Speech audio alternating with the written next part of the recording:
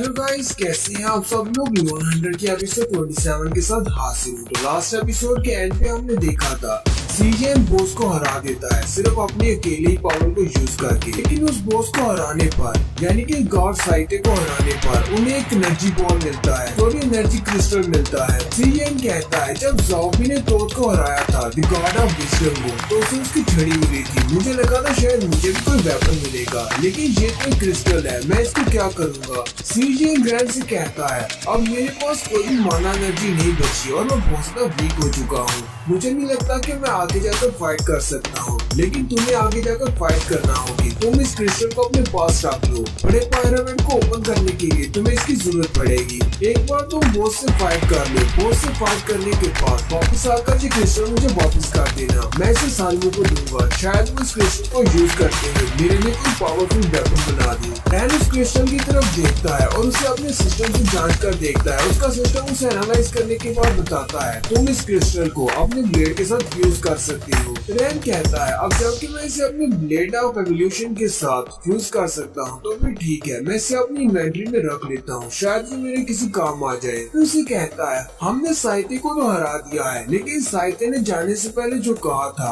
मैं उससे काफी ज्यादा परेशान हूँ। उसने कहा था कि एक न्यू एरा स्टार्ट होने वाला है और उस न्यू एरा में हमारे लिए हेल है। मुझे नहीं लगता कि उसने जो कुछ भी कहा है ये सब कुछ सिस्टम की तरफ से फिक्स किए हुए लफ्ज थे। मुझे लगता है कि शायद साइते ने सारी बातें अपने पास से कही हैं। उसका ऐसा कहने का क्या मतलब है कि हम लोग हेल को एक्सपीरियंस करेंगे। सीजेन उसे कहता है चलो छोड़ो इस बात को, वैसे भी अब साइते मर चुका है, हमारी डंजन फिर से नॉर्मल हो गई है। लेकिन उसी वक्त उनके पास सिस्टम से नोटिफिकेशन आता है, एक वार्निंग दी जा रही होती है कि सिस्टम अपने आप रीसेट हो रही है। डंजन के अंदर कुछ बहुत ही ज्यादा एबनॉर्मल देखा गया है, इसी वजह से डंजन को रीसेट किया जा रहा है। रैन काफी ज्यादा हैरान होता है और कहता है ये ऐसा तो नहीं है कि ये डंजन इवोल्यूशन मोड में चेंज हो रही है, लेकिन मुझे तो सिस्टम ने अभी तक कोई भी इंफॉर्मेशन नहीं दी। मुझे लगता है कि ये सब कुछ मेरी वजह से नहीं हो रहा। और साथ ही काउंटडाउन स्टार्ट होना शुरू हो जाता है। एक पायरामिड के ऊपर एक बड़ा सा पोर्टल ओपन होता है और साथ ही 7 से नीचे काउंटडाउन स्टार्ट हो जाता है। साथ ही फर्नांडो का सीन दिखाया जाता है। वो सारे मिस्टर ली से पूछते हैं मिस्टर ली क्या आपको इस सब के बारे में पता है। मिस्टर ली उसे कहते हैं मुझे नहीं पता, एसोसिएशन के रिकॉर्ड्स में इस तरह का कोई भी डेटा नहीं है। दोनों फर्स्ट एचिलोन भी उस बड़े से पोर्टल की तरफ देखकर कहते हैं पता नहीं यहाँ पर क्या हो रहा है, कहीं इसी वजह से तो हमें यहाँ पर नहीं भेजा गया। पहले वो ग्रे गेट वाला इशू था, उसे भी सॉल्व करना पड़ा, वो भी अभी तक वहाँ पर जाकर हमारी मेन अटैक फोर्स फाइट कर रही है। लेकिन अब यहाँ पर एक और मसला क्रिएट हो गया है। लूवेन उसे कहता है अपनी बकवास बंद करो, यहाँ पर किसी को भी नहीं पता कि हम लोग यहाँ पर क्यों आए हैं, सभी को मत बताओ। लूवेन उसे कहता है क्या तुम्हें पता है कि ट्रिनिटी ने मुझे यहाँ पर आने से पहले क्या कहा था। उसने कहा था कि सूखे और रैन के ऊपर नजर रखना, जैसे हम दोनों यहाँ पर हैं। यहाँ पर ट्रिनिटी हंटर एसोसिएशन के वाइस प्रेसिडेंट मास्टर डू को कहा जा रहा है। वहीं पर सामने बड़े पिरामिड का दरवाजा खुलता है और उस दरवाजे के अंदर दिखाते हैं सामने एक गॉड बैठा होता है, एक बॉस। साथ ही दूसरी तरफ रैन का सीन दिखाते हैं। रैन फिर से नथिंगनेस में चला जाता है जहाँ पर सिर्फ व्हाइट रोशनी होती है। रैन कहता है पता नहीं ये कौन सी जगह है, जब भी इवोल्यूशन मूड स्टार्ट होने वाला होता है मैं ऐसी जगह पर पहुंच जाता हूँ। और साथ साथ ये अनाउंसमेंट की जा रही होती है कि काउंटडाउन कंप्लीट होने वाला है और बहुत ही जल्दी इस डंजन को रीसेट कर दिया जाएगा। और जैसे ही उसकी रीसेटिंग कंप्लीट होती है उस डंजन के अंदर बर्फ गिरना शुरू हो जाती है। वो सारे हंटर्स जो कि बाहर खड़े होते हैं वो भी ये देखकर बहुत हैरान हो जाते हैं और कहते हैं यहाँ पर हम लोग तो डेजर्ट के अंदर थे, अचानक से यहाँ पर बर्फ कहाँ से गिरना शुरू हो गई। उनमें से कुछ हंटर्स कह रही होती हैं शायद ये डंजन के रीसेट होने की वजह से हुआ है, थर्मल चेंज हो गया है। लेकिन अगर डंजन रीसेट हुई है तो इसका मतलब हमने 2 गार्ड्स को हराया है, क्या वो भी दोबारा से रीसेट हो जाएंगे। मिस्टर ली भी बहुत ज्यादा हैरान होते हैं क्योंकि उन्हें भी कुछ समझ नहीं आ रही कि यहाँ पर डेजर्ट के अंदर अचानक से बर्फ कहाँ से आ गई है। उसी वक्त मास्टर ली पीछे की तरफ देखते हैं तो पीछे से ज़ेंग रैन आ रहा होता है। वो उसे कहते हैं तुम तो रैन हो, तुम यहाँ पर क्या कर रहे हो और तुम यहाँ पर कहाँ से आ गए। उसे कहता है ये सब कुछ बताना बहुत मुश्किल है कि मैं यहाँ पर कैसे आया हूँ, लेकिन मैं तुम्हें इतना बता दूं मैंने और सीजेन ने मिलकर गॉड साइटे को हरा दिया है। मिस्टर ली से कहते हैं, हाँ मुझे पता है कि मुझे सिस्टम ने नोटिफिकेशन दी थी कि गॉड साहित्य को हरा दिया गया है। ज़ॉम्बी भी आगे बढ़ती है और रैन से कहती है, रैन तुम कहाँ पर चले गए थे? मैं काफी ज्यादा परेशान हो गई थी जब मैंने तुम्हें अपने साथ नहीं देखा। रैन उसे कहता है, वैसे मैं तुम्हें सच बताऊं तो मैं यहाँ पर वापस नहीं आने वाला था, लेकिन मुझे किसी को बचाने के लिए यहाँ पर आना पड़ा। हांगटू ग्रुप का लीडर भी आगे बढ़ता है और कहता है, तो ये है ज़ेंग रैन, हमारा अभी पुराना हिसाब बाकी है।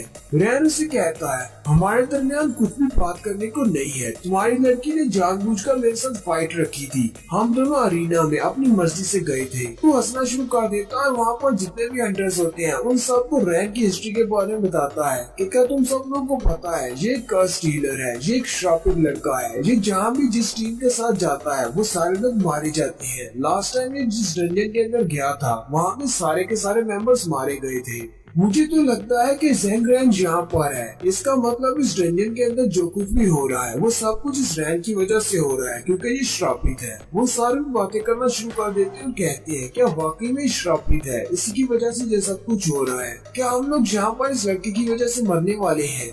हांगटू बॉस आगे बढ़ता है और रैन को कॉलर से पकड़ते हुए कहता है, क्या तुम भूल चुके हो तुमने मुझे किस तरह बेइज्जत किया था? उस लाइव स्ट्रीमिंग में हमारे गिल्ड की बहुत ज्यादा बेइज्जती हो गई। अभी भी तुम्हें लगता है कि हमारे दरमियान में बात करने को कुछ भी नहीं है? रैन उसके हाथ को पीछे की तरफ झटक देता है और जल्दी से अपना डैगर निकाल लेता है और कहता है, अगर तुम्हें फाइट करनी है तो फिर ठीक है, फाइट करते हैं। रैन उसे कहता है, लूमी की तरह हम दोनों फाइट टू डेथ कर लेते हैं और फिर देखते हैं कि हम दोनों में से कौन ज्यादा स्ट्रॉन्ग है। वो दोनों आपस में झगड़ने ही लगते हैं कि लू मैन आगे बढ़ता है और उन सब से कहता है, सभी लोग शांत हो जाओ। मैं तुम सब लोगों को इस बात की गारंटी दे सकता हूँ कि यहाँ पर जो कुछ भी हो रहा है ये सब कुछ रैन की वजह से नहीं हो रहा, क्योंकि मैं भी रैन की तरह एक डबल वेकनर हूँ। अगर ये सब कुछ रैन की वजह से होता तो मेरा सिस्टम मुझे भी नोटिफिकेशन देकर बता देता। इस डंजन की करंट सिचुएशन बहुत ज्यादा बुरी है। मुझे लगता है कि तुम दोनों को आपस में फाइट नहीं करनी चाहिए, बल्कि बाकी सभी को सेफ रखने के बारे में सोचना चाहिए। हम लोग इस मुश्किल से कैसे निकलेंगे ये सोचते हैं। मास्टर ली कहते हैं, अब जबकि हमें इस बारे में कुछ भी नहीं पता कि इस डंजन के अंदर जो भी अब नॉर्मल चेंजेस हो रहे हैं वो किस तरह हो रहे हैं और क्यों हो रहे हैं, बेहतर तो यही रहेगा कि हम लोग यहाँ पर जितने भी एनपीसी हैं उनसे पूछ लेते हैं। वो आगे बढ़ता है और विलेज चीफ से कहता है, विलेज चीफ क्या तुम्हें इस बारे में पता है कि डंजन के अंदर क्या हो रहा है और ये डंजन रीसेट क्यों हो रही है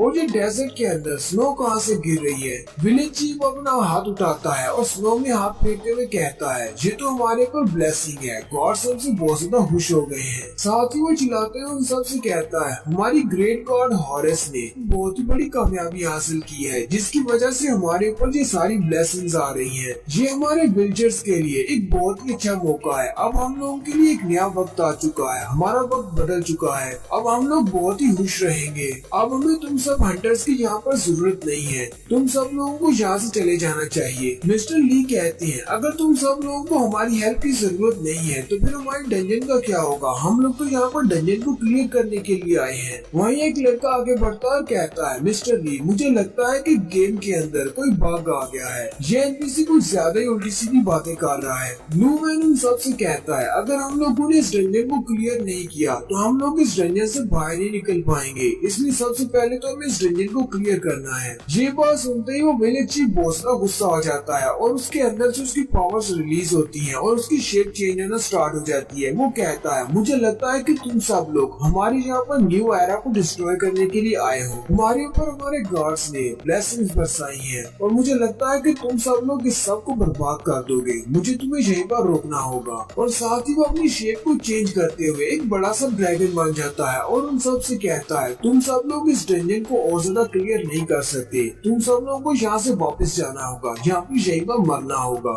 विलेज चीफ ड्रैगन बनने के बाद हवा में उड़ना शुरू कर देता है। सारे हंटर्स नीचे खड़े ये बातें कर रही होती हैं, यहाँ पर हो क्या रहा है? ये डंजन तो वाकई में अब नॉर्मल है, यहाँ पर तो एनपीसी भी एक ड्रैगन बन सकती है। जबकि वैन फैंग उनसे कहता है, ये तो सिर्फ एक छोटा सा ड्रैगन है, इससे डरने की क्या जरूरत है? लोअर गिल्ड की लीडर से कहती है, मिस्टर ल्यू यहाँ पर हो क्या रहा है? वो कहता है, मुझे नहीं पता, सब लोग बस इसके ऊपर अटैक करो और इस ड्रैगन को मार दो। ब्लू मैन उन सब से कहता है, ड्रैगन की फायर ब्रीदिंग और इसके अटैक्स, इसके पंजे के अटैक बहुत ज्यादा पावरफुल होते हैं। जितने भी लो रैंक के हंटर्स हैं वो सारे इनके अटैक्स को अवॉइड करने की कोशिश करो और अपने आप को प्रोटेक्ट करो, जबकि हाई रैंक के हंटर इस पे ऊपर अटैक करो। करो। वो ड्रैगन अपने मुंह में एक बड़ा सा फायर बॉल बनाता है और उनके ऊपर अटैक कर देता है। मिस्टर ली उन सबसे कहते हैं यहाँ की सिचुएशन तो आउट ऑफ कंट्रोल होती जा रही है और ये डंजन भी रीसेट हो चुकी है। हमें पहले जाकर हॉरस की पिरामिड में जाकर देखना पड़ेगा कि वहाँ पर सूखे की क्या हालत है और वहाँ पर हो क्या रहा है। लेकिन जबकि हम सब लोग इस ड्रैगन से फाइट कर रहे हैं तो वहाँ पर कौन जाएगा और जाकर देखेगा। रैन से कहता है मैं हॉरस की पिरामिड में जाने को तैयार हूँ, मैं वहाँ पर जाकर देखता हूँ कि सूखे कैसी है। मिस्टर ली कहते हैं और इसके साथ कौन जाना चाहेगा। हाउंटू ग्रुप का बॉस आगे से हंसना शुरू कर देता है और कहता है तो फाइनली तुम इस बात को रियलाइज कर रहे हो, ये सब कुछ तुम्हारी वजह से हो रहा है।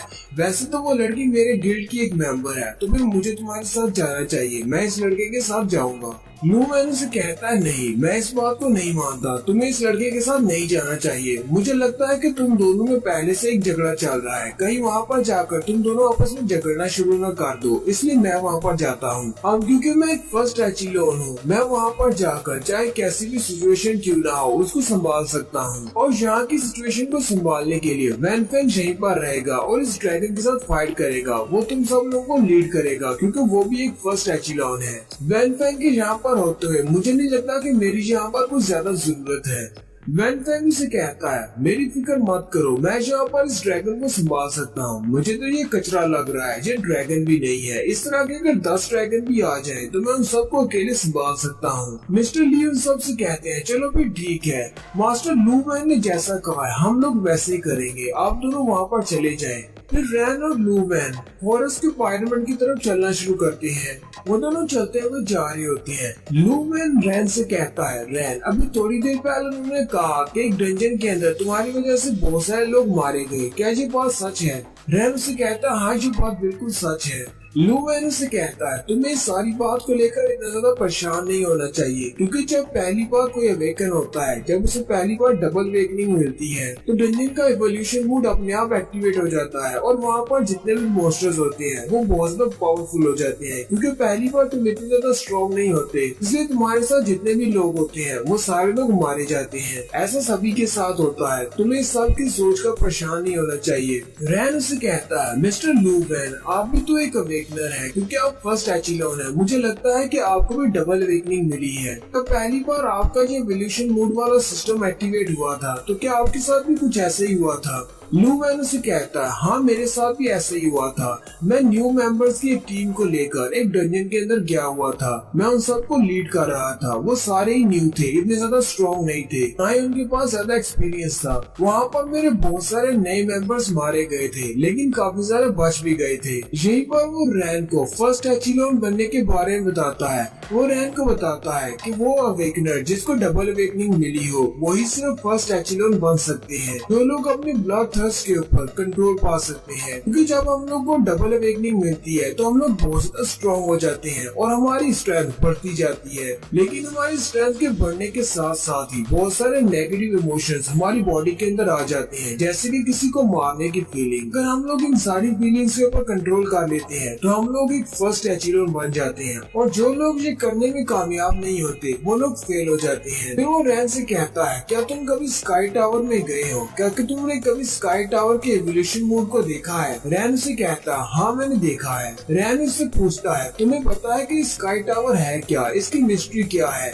लू मैन से कहता है मैंने तुम्हें थोड़ी देर पहले बताया कि जितने लोग भी अपने इमोशंस को काबू नहीं कर पाते, जो डबल अवेकनर्स होते हैं और जो लोग फेल हो जाते हैं वो सारे उसी जगह पर जाकर मरते हैं। स्काई टावर को उनका ग्रेवयार्ड भी कहा जाता है। उन सबको वहीं पर हमेशा के लिए ट्रैप कर दिया जाता है। सिस्टम ने इनको वहाँ पर ट्रैप कर दिया है, वो सिर्फ वहाँ पर फाइट करते हैं और दोबारा से रीसेट हो जाते हैं। और यहीं पर हमारी एपिसोड 27 का एंड होता है। एक्सप्लेनेशन अच्छी लगी हो तो कमेंट करके जरूर बताएं। चैनल को सब्सक्राइब कर दें, वीडियो को लाइक और शेयर कर दें। शुक्रिया।